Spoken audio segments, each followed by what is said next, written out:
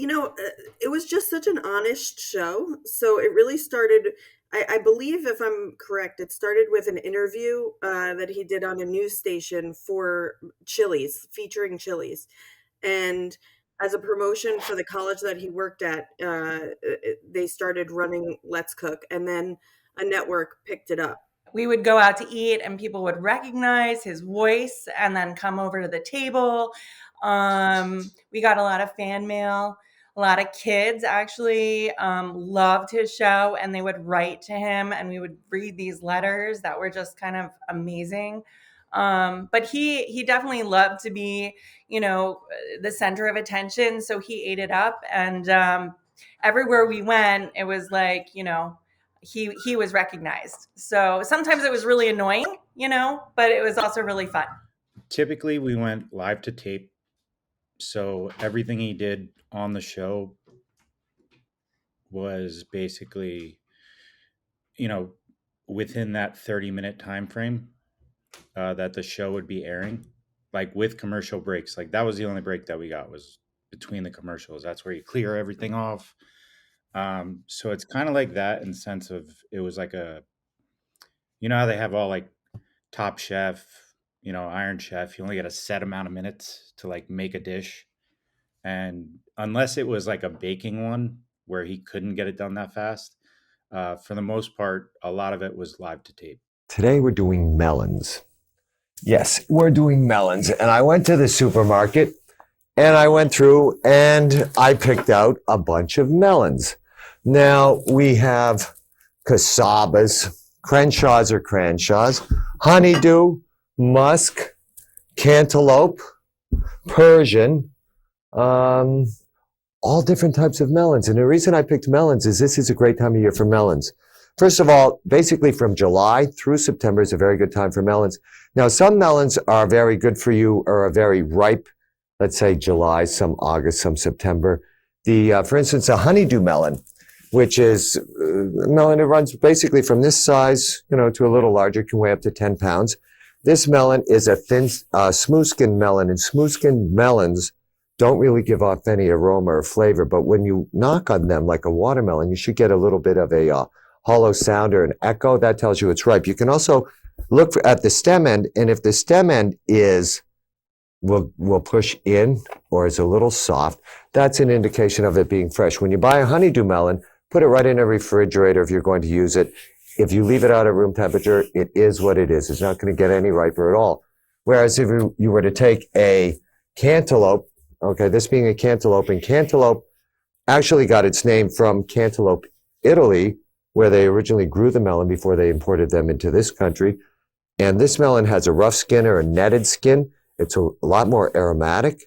You can smell the stem end and you can get the aroma. You can also push in on it that way.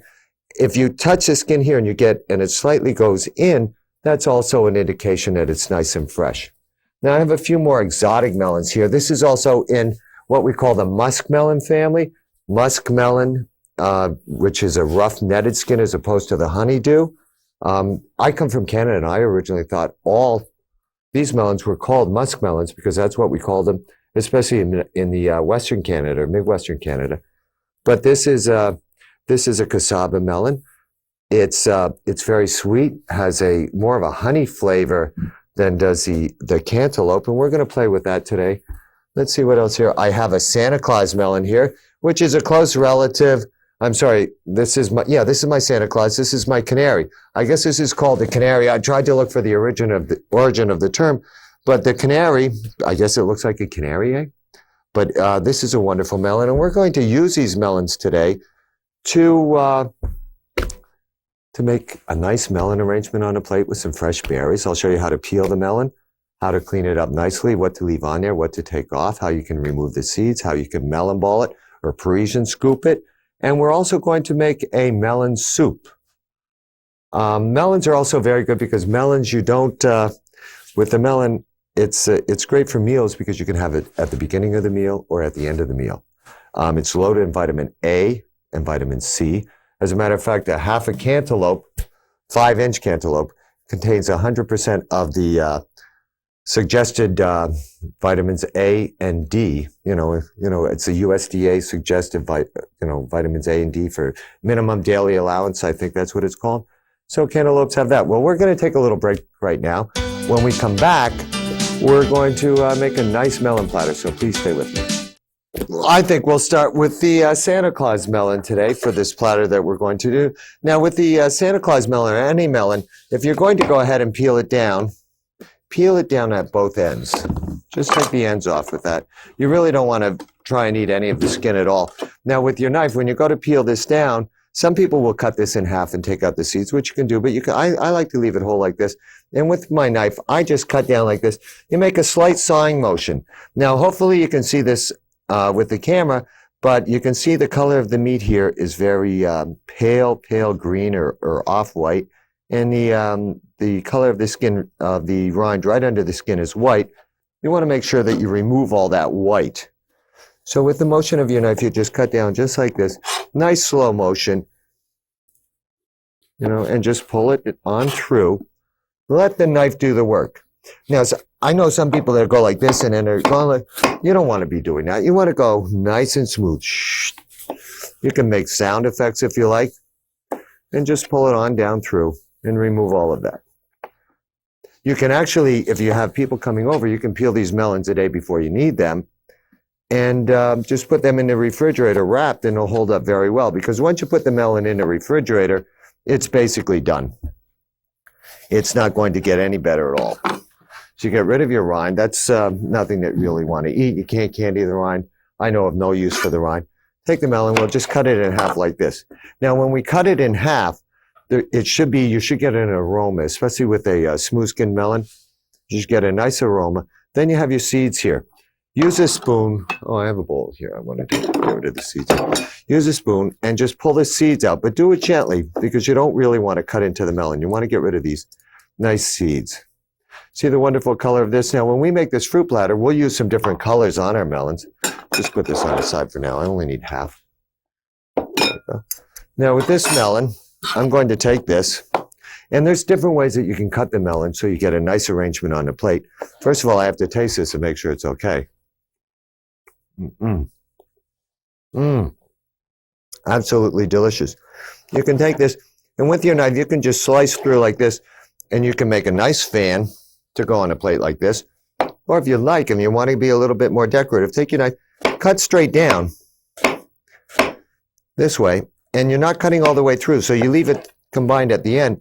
So when you go to fan it, you can fan it just like that with your knife, and you can put a nice arrangement on the plate with that. So I'm just going to, let me put this plate out here. I'm just going to stand this up right here, and we can use this on the plate. Okay, so we're going to put this melon on the side now. We'll use a little bit of cantaloupe. Now this, again, is going to be aromatic before I even cut into it. It has a nice bright orange color. Now, if another way that you can do clean up the melon is you can just take off the ends and make a V cut into the melon, just like this, removing your V cut. Now your seeds are going to, no seeds came off with that. Sometimes your seeds will come off with that. Sometimes they won't. And take this, if the few seeds in there, just remove that. And with your knife, you can also serve it like this so that it's not sitting directly on the plate. Then you can cut down and through with your knife just like this and have it sit on the plate just like that. So we'll have that on the plate that way. Another way that you can go ahead and serve this is you can you have your melon like this, and if you want to be really nice, okay, or make it a little different, what you can do is you can cut here through, turn your knife, whoops, cut it down, do the same thing on this side, and then cut it down, and leave something right there. So if somebody wanted to pick up the melon, they could also pick it up as well.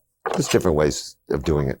Again, with this melon, this is a little easier to see what you're doing, but with your knife, you're just cutting down the melon just like that, making sure you remove all the green. If you go out to a restaurant and they haven't removed all the green when they've peeled the melon, then they're not doing it properly. Just want to make sure you remove all that. Okay, so this is our cantaloupe. Let's go ahead and taste the cantaloupe, see how it is.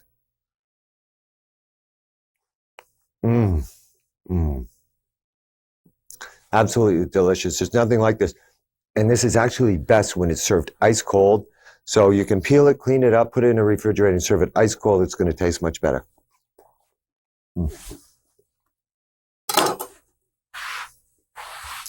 Now, two of the most common melons, one is the cantaloupe that I used right here.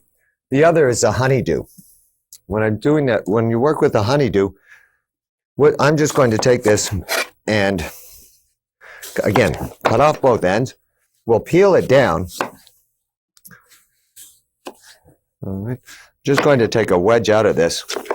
I'm going to show you another way that you can work with the melon on the plate to make a real nice presentation. My tops of my skins here. There's the skin.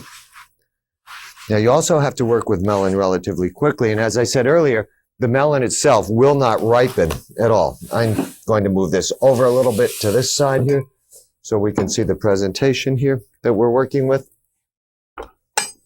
But with the honeydew, or with any melon, a nice way to do a presentation, especially if you have people coming over, is take the melon, flatten it out, and what you want to do is you really want to, where the skin side was here, flatten it out. Leave this in the kitchen or eat this as you're going.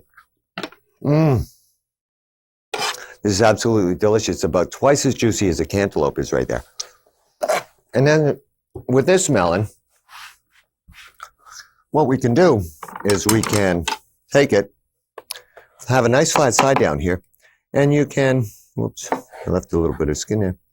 Just cut it down like this. Then when you go to put it on the plate, pick it up with your knife. I'm going to get rid of this one. I don't want that one on there. Just wanted to show you a different way you could do it. Put it onto the plate with our knife this way. And then what we can do is we can just go back and forth like this. So you get a nice presentation with the melon. Then you have a little different approach there. These are all different ways that you can present the melon. Show you this with the cantaloupe as well. We'll just continue to take the skin off here. Put this on the side. Whoops. Bring a knife, cut these down. Nice smooth cut. And go like this. Put it onto the plate. And you can actually interchange these melon slices with the other melons. So you have a nice little color contrast as well. However you like to do it, it's up to you. But you can get with geometric designs. You can really make things look nice. I kind of like that. I've never done that before. The other thing that I need to put onto this plate is I have some berries here. Now with my berries, I always make sure you wash your berries because they use a lot of pesticides when they're growing berries, and they're very herb resistant. So always make sure, like for instance with blueberries, you put them in water here, and any floaters or anything at all, you just pull those away, get rid of those. We're going to put some blueberries on this plate right here. Nice little blueberries. We want to keep a real simple design. Put our blueberries there, make sure they're nice and ripe. Take our strawberry. Strawberries also need to be washed. Now, a lot of people, when they clean up strawberries, they take a knife and they go ahead with the knife and they end up cutting the whole stem off just like that. I find that's a waste of the strawberry. And what I prefer to do is I use a melon baller or a Parisian scoop.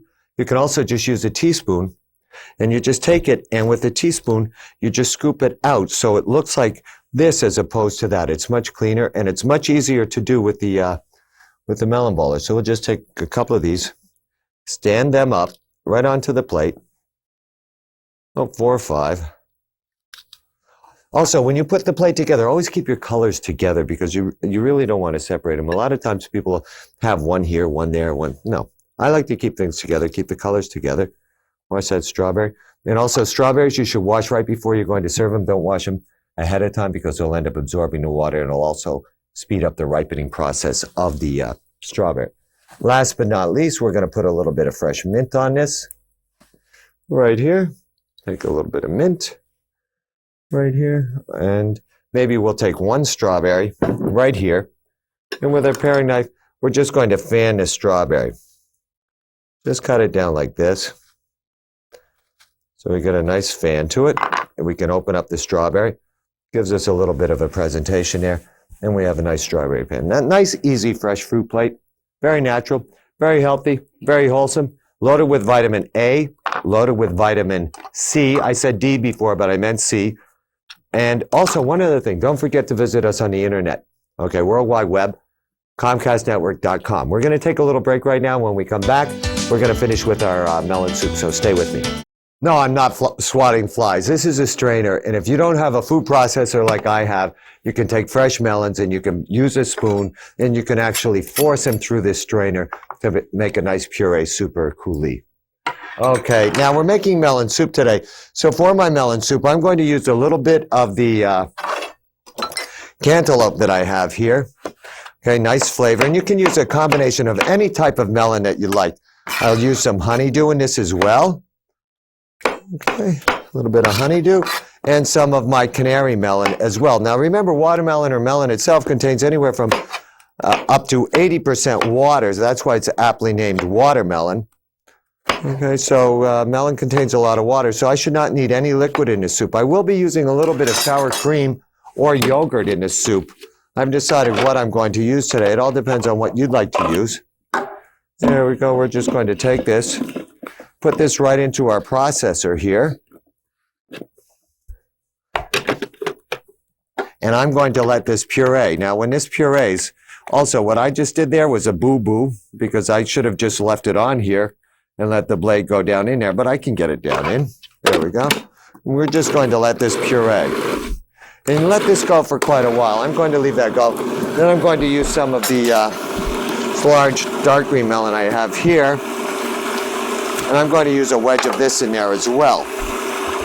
This watermelon that I have right here. Take the seeds out. I think it was 67 feet that somebody actually kicked or spit a watermelon seed. They have watermelon spitting contests throughout the country. And if you're interested in that sort of thing, maybe that's something that you should look up. Okay, but we're going to use a little bit of this watermelon here. Okay. Just a little bit. Going to add this watermelon as well to the melon soup here. It's going to give it a nice color. Get rid of our seeds and our mess here. All right. Let that get very finely pureed. Now, one of the reasons I use yogurt and sour cream in this is because the color of this is not that great looking. I mean, look at it. As long as you let it go and you let it get very fine, and you should make this a couple hours before you're going to actually go and use it. Now to this, because we don't want perfectly sweet, we do need a little bit of tart. Put a little bit of lemon into this as well. All right, just a little bit, not too much. Maybe about the juice of 1/2 lemon. Yeah. Like this. Then we'll cut a wedge. I'll just cut it down like this. You can just hold your hand over this to make sure that none of the seeds go in, because you really don't want the seeds falling in there. We are. Lemon in there. Mix this up.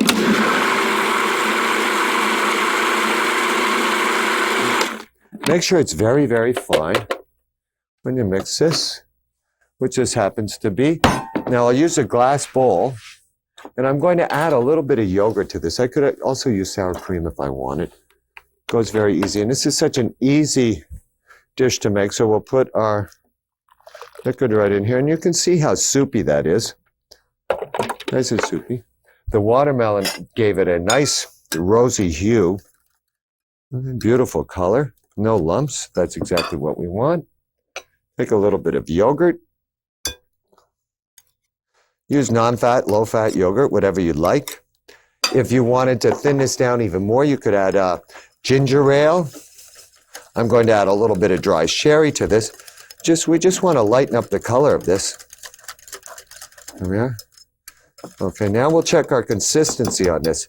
When you go to check the consistency of any sauce, take a solid spoon like this, and you can pour it down, and you can see that the consistency is there. You can look at the back of the spoon to see how well. Oh, this is absolutely delicious. The only thing that I'm going to add to this right now, right before I put it out, is I'm going to take a little bit of mint. I'm not only going to use a mint for a garnish, but I'm also going to put a little bit of mint in there as well, just to give it some flavor. Now, the mint has volatile oils in there that you really want to add right away. So we'll just take a little bit of mint, move the spoon overboard so we don't have the noise.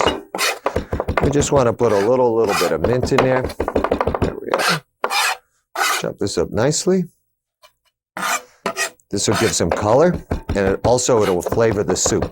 Be very subtle. There we are. Let's see here. Pick up our mint, add our mint to this as well. There we go. Clean up our board here. We'll mix some mint in here. Now our presentation on this, just use a large bowl, nice large bowl. Take this here, move the spoon out of the way here. Have my ladle right here. Just fill it about 3/4 of the way full. Make sure you have a bowl with a contrasting color, just as this is. Okay. You can preset this up, put this in the bowl, and then I can garnish this with a nice leaf of mint because that's indicative of one of the ingredients. It's also the garnish. Make sure you wash your herbs too, especially mint. Put a little bit of mint there. And if I wanted, just for a little change of pace, I like to put a half a strawberry right on top of this that can float. That is indicative of that. There we are. Today we talked about melons. We talked about how to buy them, different types of melon, how to determine freshness, how to store them.